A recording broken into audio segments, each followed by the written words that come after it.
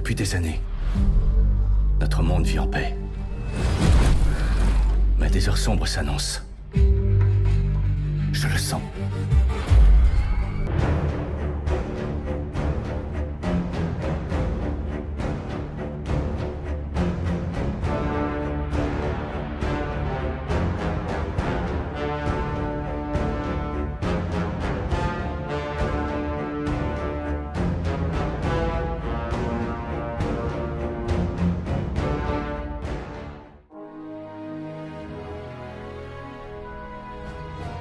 Trois phrases. C'est la guerre entre les orques et les humains après que les orques aient perdu leur monde et les humains doivent faire face à cette mystérieuse invasion.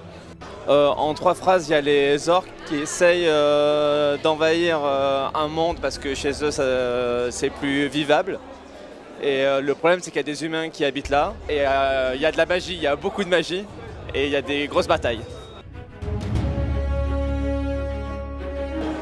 C'était un bon divertissement. C'était spectaculaire. C'était un peu bizarre pour quelqu'un qui n'y connaît rien aussi comme moi, mais sinon c'était bien. Alors ça a un nom, je m'en souviens plus du tout. Azeroth. C'est un nom sympa, on dirait le nom d'un village en France. Voilà. Azeroth. C'est une créature qui ne vient pas du monde d'Azeroth, le monde dans lequel se passe l'action, et qui est un espèce d'humanoïde très grand, très musclé, très fort, et qui vit pour l'honneur et pour le combat. Et ce ne sont pas des humains du tout, ils ont des dents sur les côtés, ils sont ultra bourrins, ils sont très grands, très gros, très musclés, et ils viennent de l'autre monde, voilà.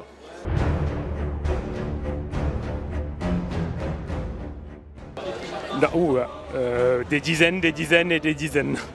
Mais dans le film, on voit les humains, les orques, les nains, les hauts elfes, et oui, des murlocs et des griffons. J'ai cru pouvoir voir des nains, des elfes aussi, des humains, des orques.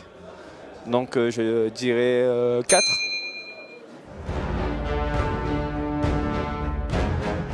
Le rendu en conditions réelles d'un univers Warcraft qui est un peu cartoon de temps en temps et qui rend très bien. Vraiment les scènes de bataille, les scènes de bataille rangée, de guerre, qui étaient assez bien faites, très toniques.